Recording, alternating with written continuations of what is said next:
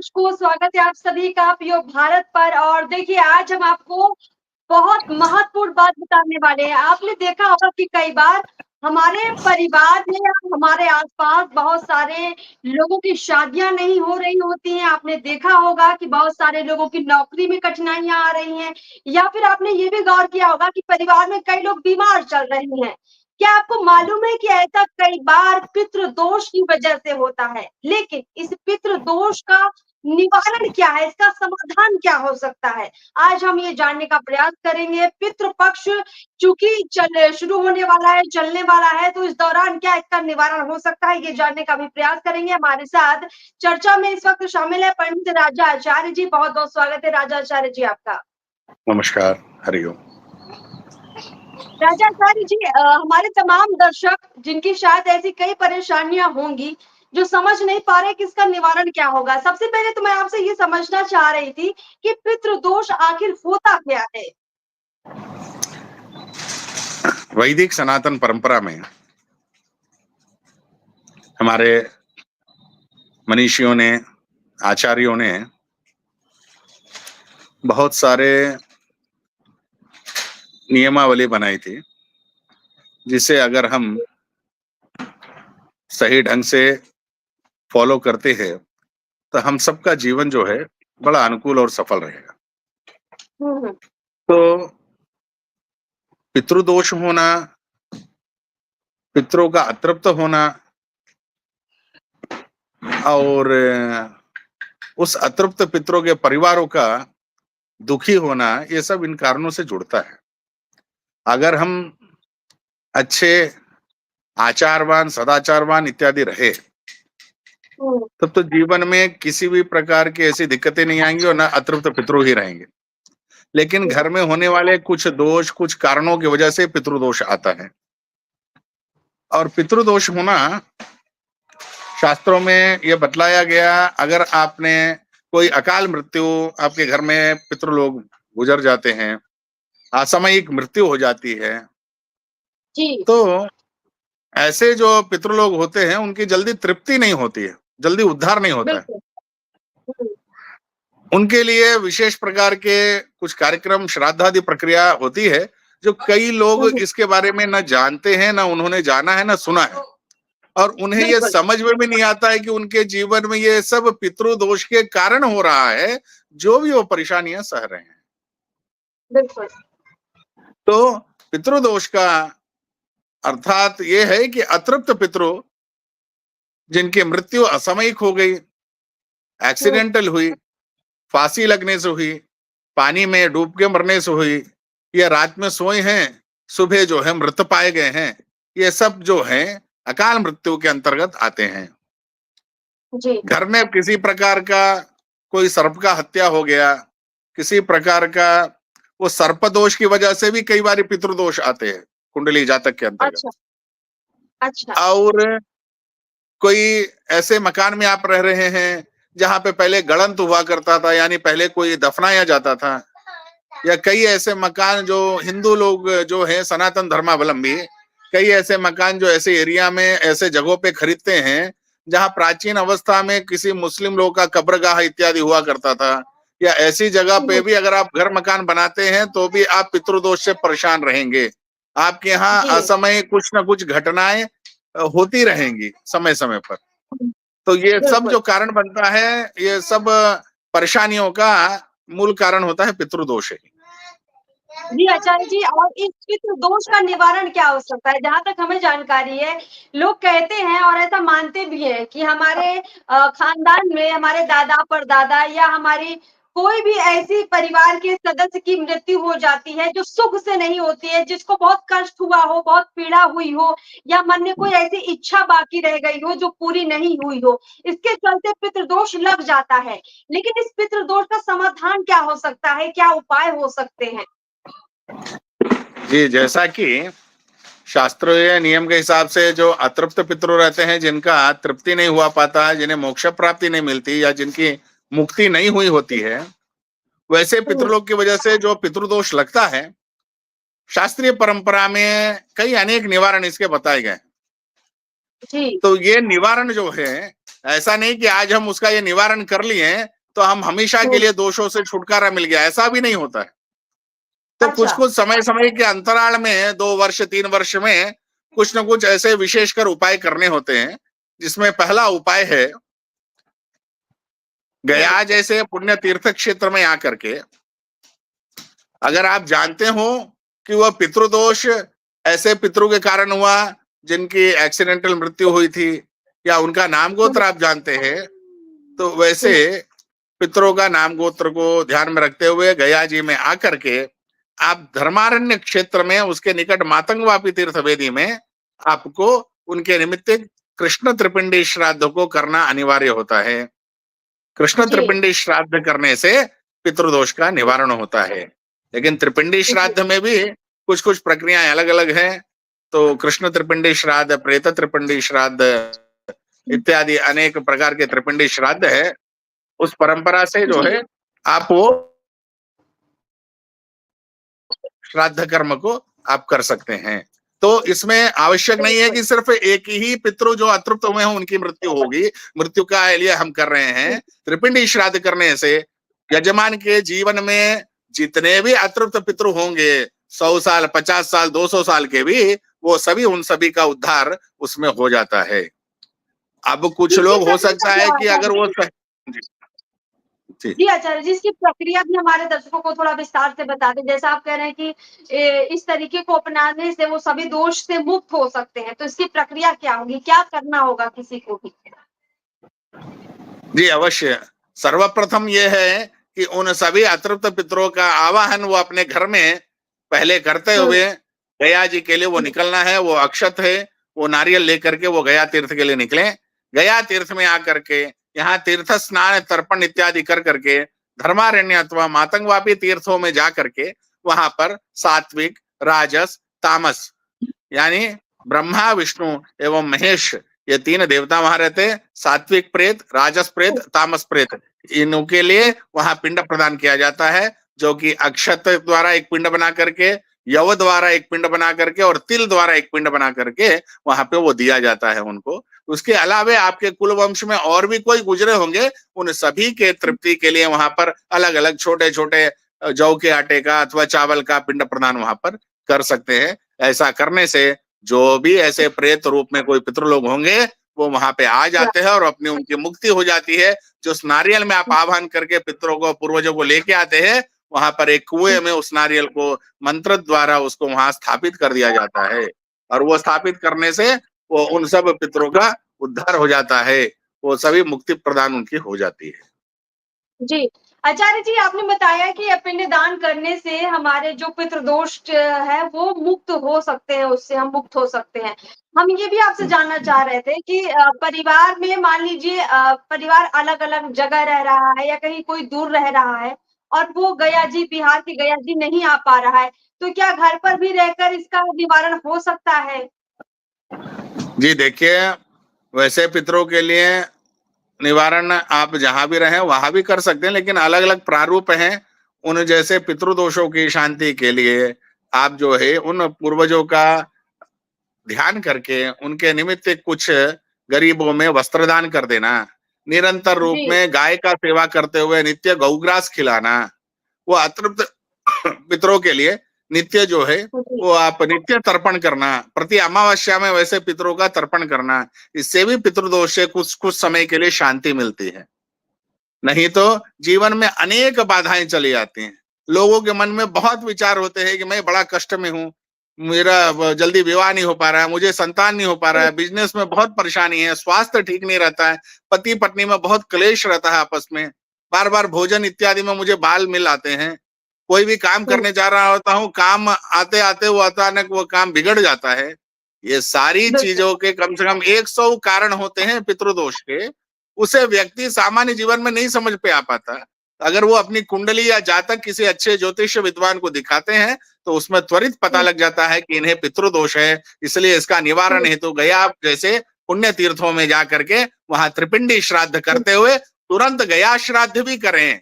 सिर्फ त्रिपिंडी करने से नहीं, त्रिपिंडी श्राद्ध करने से वो पूर्वज जो है प्रेत रूप से पितृ रूप में कन्वर्ट होते हैं। और गया श्राद्ध करने से पितृ रूप से मोक्ष प्राप्ति के रास्ते की ओर चल जाते हैं। तो इसीलिए उन्हें त्रिपिंडी श्राद्ध करने के बाद गया श्राद्ध अनिवार्य है करना, और करते जी हैं तो वो सभी जो पूर्वज लोग हैं, जो प्रेत रूप में है, जो पितृदोष बाधा उत्पन्न कर रहे हैं, वो उनका जीवन सफल हो जाता है। जी और आचार्य जी बाधाएं अलग अलग प्रकार की भी होती गणेश हैं इसमें। जी आचार्य जी बाधाएं अलग अलग प्रकार की, जैसे एक व्यक्ति के जीवन में काफी सारे प्रकार उन्हें लगता है कि ये बाधाएं चल रही हैं, तो कई बार बाधा जो है कुल देवी देवता के रुष्ट होने से भी आती है। कई बार उनके अपने अपने जातक कुंडली में कोई ग्रह इधर उधर बैठे हो, अच्छा उचित फल नहीं दे पा रहे हो, तब भी वो बाधाएं आती हैं। अथवा उनके घर जहां वो स्थान में, जिस स्थान में रहते हैं वहां की वास्तु अच्छी नहीं है, तब भी उनके जीवन वो बाधा आ सकती है। लेकिन इन सब बाधाओं का निवारण तो त्वरित है, लेकिन पितृदोष का निवारण जो है थोड़ा कठिन है। उसे समय समय पर उनको उपाय करते हुए पितरों की तृप्ति के लिए पिंड प्रदान निरंतर रूप में करते रहना चाहिए। प्रत्येक वर्ष वर्ष उनकी तिथि आने पर भी पिंड प्रदान करे, और गया जी जैसे तीर्थ में आकर के भी वो पिंड प्रदान करे। बिल्कुल आचार्य जी, गया जी में आकर पिंडदान की जो प्रक्रिया है हम आपसे समझना चाहते थे, क्योंकि हमारे जो दर्शक हैं वो बिहार के बाहर के भी दर्शक हैं, कुछ फॉरेन के भी दर्शक हैं। तो थोड़ा सा बताइए कि गया क्षेत्र आने पर उनको किस तरह की सुविधाएं मिल सकती हैं, गया क्षेत्र में कैसा माहौल रहता है, और लोगों को नहीं मालूम है कि जैसे वो स्टेशन से उतरते हैं या एयरपोर्ट से उतरते हैं उसके बाद गया जी में कहाँ उनको जाना होगा, कितनी दूरी पर क्या चीज स्थित है, उसके बारे में थोड़ा विस्तार से बता दीजिए। जी अवश्य। गया जी में जो तीर्थ यात्रा करना चाहते हैं, वो सर्वप्रथम अपने मन में वो संकल्प करे कि मैं गया जी जा रहा हूं अपने पितरों का तृप्ति करने के लिए। भगवान विष्णु नारायण मुझे इस यात्रा को सफल बनाए। सभी पूर्वजों से प्रार्थना करना है कि आपके लिए मैं गया जी जा रहा हूं, आप सभी वहां तृप्त हुए करके गया यात्रा करते हुए गया जी, चाहे आप गया एयरपोर्ट आ सकते हैं, अथवा निकटतम पटना एयरपोर्ट आ सकते हैं, अथवा गया के रेलवे स्टेशन आ सकते हैं, या यातायात नियमों द्वारा आप रोड के माध्यम से भी, सड़क के माध्यम से भी आप गया जी पहुंच सकते हैं। गया जी पहुंचकर जिस क्षेत्र के जो व्यक्ति रहते हैं, वहां गया जी में उनके पंडा जी यानी गयावाड़ ब्राह्मण, उनका अपना अपना निवास स्थान, उन्होंने अपना अपना धर्मशाला इत्यादि बना रखा है।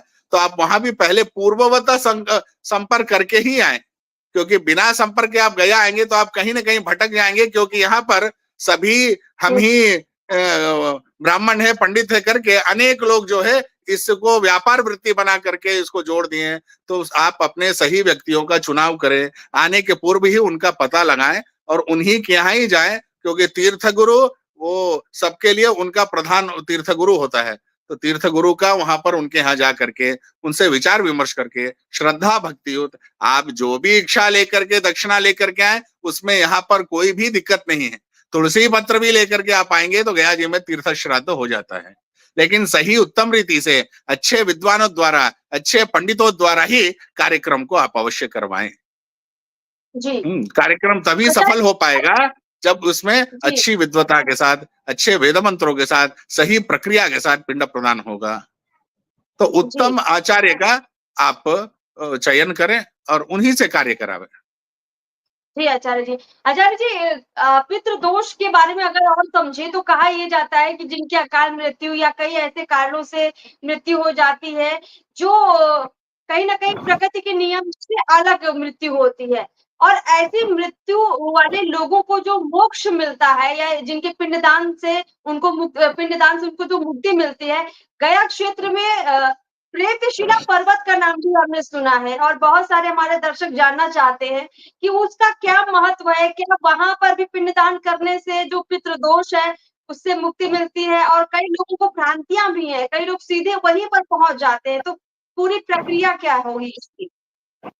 सही प्रक्रिया ये है कि आप पितृदोष की शांति चाहते हैं या अपने पूर्वजों के उत्तम मोक्ष प्राप्ति हेतु गया तीर्थ आते हैं, तो यहाँ पर अनेक तीर्थ वेदियां हैं, एक नहीं अनेकों तीर्थ वेदियां हैं। यहाँ वो 50 तीर्थ वेदियों में पिंड प्रदान करने से बहुत विशेष फल मिलता है। लेकिन कुछ कुछ विशेष वेदियां हैं जिसमें फल्गुनी नदी, विष्णुपद, रामशिला, प्रेतशिला, धर्मारण्य, सीताकुंड, अक्षयवट इत्यादि विशेष प्रधान वेदियों में है। इन प्रधान वेदियों में भी आप जाकर के पिंड प्रदान करते हैं तो प्रेत रूपी पितृ लोग जो हैं वो सभी का उद्धार हो जाता है। जिनमें प्रेत पर्वत यानी प्रेतशिला का नाम बहुत विशेष है। प्रेतशिला में एक 500, 550, 600 के लगभग सीढ़ियां हैं, उस पहाड़ के ऊपर हम जा करके पितरों का ध्यान करते हुए, सभी प्रेतों के बारे में ध्यान करते हुए, प्रेतों का उच्चारण करते हुए, उच्चाटन करते हुए वहां पे पिंड प्रदान डालना। और थोड़ा जो चना का सत्तू होता है, वहां प्रेत पर्वत करके एक शिला है, उस शिला पर वो आप डाल देने से वो सारे प्रेत आकर के उसका भक्षण करते हैं और अपने बच्चों को, जो लोग उनका कार्य करने के लिए आए, उनको वो आशीर्वाद देते हुए उन्हें मोक्ष प्राप्ति अब स्वयं हो जाए, ऐसी कामना करते हुए वो वहां पर आते हैं। तो इसलिए ऐसी कई मान्यताएं हैं कि कई लोग वहां श्राद्ध किए तो उन्हें उनके प्रेत लोग वहां दिखाई भी दिए। तो प्रेत पर्वत पे ऐसा कुछ कुछ विधान है, और लगभग लोग गया जी आते हैं तो प्रेतशिला पर्वत पे जाकर के भी पिंड प्रदान करते ही हैं, और वहां से भी मोक्ष प्राप्ति हो जाती है। ऐसे तो गया में अनेक विशेष सरोवर हैं, अनेक विशेष तीर्थ हैं, जहां वहां आप स्नान आदि भी करेंगे तो प्रेत लोग की मुक्ति हो जाती है। जी, आचार्य जी। आचार्य जी, आगे मैं आपसे जानना चाहूँगी इसमें जो कहा जाता है कि दान दक्षिणा देनी है, तो इसमें उत्तम दान क्या माना जाता है? कई लोग कहते हैं कि इसमें गाय का दान होता है, कई लोग कहते हैं कि गरीबों को भोजन दान देना है। उत्तम दान क्या होता है? पितृ दोष लगा है और अगर आपको उत्तम दान किसी को करना है, ब्राह्मणों को करना है, तो उसके बारे में थोड़ा बताइए दर्शकों को। देखिए, सबसे विशेष दान होता है उनका श्रद्धा। श्रद्धा युक्त वो जो भी देते हैं, उससे बड़ा उत्तम दान कुछ नहीं है। अगर जी, उनमें कुछ दुर्व्यसन करते हैं, कुछ गलत चीजें उनमें है, स्वभाव है, तो उन सब चीजों का त्याग करें यहाँ आकर के। उस त्याग रूपी दान को यहाँ पर करे वो आकर के। जी, गरीबों को भोजन कराना, वस्त्र दान देना इत्यादि देना, वो तो सब करते हैं। आप पितरों को समर्पित करें अपनी बुरी चीजें। उन ब्राह्मणों के सामने आप संकल्प करें कि महाराज, मैं ये झूठ बोलना, कपट करना, छल करना इत्यादि मैं छोड़ता हूं। यही सबसे बड़ा दान होगा उन पितरों के लिए। जी, श्रद्धा से अच्छा। किया हुआ कार्य का फल कई गुना मिल जाता है। हुँ, दान दें अथवा न दें, श्रद्धा युक्त अपने कार्यों को करें अवश्य। क्षेत्रों में आकर के दान धर्म करने से तो विशेषताएं हमेशा हर कार्यक्रमों में बोला गया है, सिर्फ श्राद्ध विषय नहीं, पूजा पाठ में भी, अनेकों चीजों में भी जितना आप दान धर्म करेंगे उतनी चीजें आती हुँ, है। दान देने से वृद्धि होता है, कभी घटता नहीं है। कुछ लोगों की मान्यता होती है कि कुछ ऐसे ही दान दे दिए, गरीबों को दे दिए, या बचा जी, हुआ खाना जाके बांट दिए। नहीं, अच्छा खाना बनवाओ। तुम बहुत बड़े बड़े लोगों को भोजन में बुलाओगे तो पुण्य नहीं मिलेगा। भोजन ऐसे लोगों को कराना चाहिए जिनके पास योग्यता नहीं है, जिन्होंने ऐसी खाना नहीं खाया, जो ऐसी मिठाई नहीं खाए कभी, उन्हें जाकर के आप खिलाइए, और उन्हें से जो वो आशीर्वाद मिलेगा, आप सोचिए सब पितृ तर जाएंगे। तो दान की महानता तो भाई, तुलसी पत्र भी आप दे दे तो दान में ही आता है। जो श्रद्धा बिल्कुल। है उसके अनुरूप करना चाहिए। उत्तम दान का अर्थात गोदान, वस्त्रदान, षोडश महादान, पंच महादान और दशविधि दान, ये तो है ही। कहा जाता है हुँ, गोदान, भूदान, अन्नदान, धान्य का दान, नमक का दान, गुड़ का हुँ, दान इत्यादि, ये सब स्वर्ण दान, हिरण्य दान, दक्षिणा का दान इत्यादि सब दान है ही। लेकिन आपकी श्रद्धा जिसमें है उसका दान करना बहुत जरूरी है। तो लोग यहाँ पर भी आकर के, जो तीर्थयात्री आते हैं, उनके मन में यही विचार या प्रेशर रहता है सर में कि भाई हमको किसी ने बोला है गया जी कर दो, पितरों को उद्धार कर दो, तुम्हारा कर्तव्य था। ऐसा सोचकर गया तीर्थ नहीं आए आप हुँ, सद्भाव से, सब प्रेम से अपने पितरों के उद्धार कामना हेतु गया है। किसी से पैसा ना पूछे आप क्या खर्च लगेगा, श्रद्धा से जो पैसा है वो आप दे। तो दान बिल्कुल। का प्राधानिकता हुँ, श्रद्धा से बहुत जुड़ा हुआ है। बिल्कुल और आचार्य जी उत्तम आपने लोगों को दान देना, दान लेने वाला अधिकारी कौन है ये भी देखना। हुँ, क्या वो संस्कारवान है, क्या वो वेद पंडित है, क्या वो नित्य संध्या वंदन, अग्नि कार्य, देवता पूजन और गायत्री जप इत्यादि करता हो, श्रेष्ठ ब्राह्मण वही है। आप किसी को भी दान बांट रहे हैं तो सब दान का फल नहीं मिलता, कि कोई ऐसा ब्राह्मण है या कोई ऐसा गरीब है जो दुराचारी और दुष्ट है, आप उसको बांट रहे हैं तो उससे फल नहीं मिलता। उत्तम संस्कारवान वेद पाठी लोगों को दान करना, या जी वास्तव में जो आचार्य। गरीब है, आपको दिख रहा है कि निर्धन है, इन्हें कोई पूछने वाला नहीं, दान उसको जाके करे। जी आचार्य। जी आचार्य जी, आपने बहुत अच्छे से हमारे दर्शकों को बताया है कि इस पूरे पितृ पक्ष में कैसे लोग अपना पितृ दोष हटा सकते हैं और उसकी सही प्रक्रिया क्या होती है। एक तो होता है कि आप नियम कर रहे हैं, दूसरा होता है कि आप श्रद्धा पूर्वक मन से नियम कर रहे हैं। और जी, दान के साथ-साथ आपने ये भी बताया है कि गया क्षेत्र में आना क्यों उत्तम होता है और वहाँ पर पिंडदान की क्या महत्वता है। बहुत-बहुत शुक्रिया आचार्य जी आपका। आपने बहुत हमारे बहुत दर्शकों धन्यवाद। को ना सिर्फ पितृ दोष से मुक्ति का साधन रास्ता बताया, बल्कि कहीं न जी, कहीं उन्हें आपने प्रूव भी किया है कि इसका सही माध्यम, सही तरीका क्या हो सकता है। बहुत-बहुत शुक्रिया आपका हमारे साथ तो जुड़ने के लिए, हरि तमाम ओम, बातचीत के लिए। हरि ओम, हरि ओम, नमस्कार।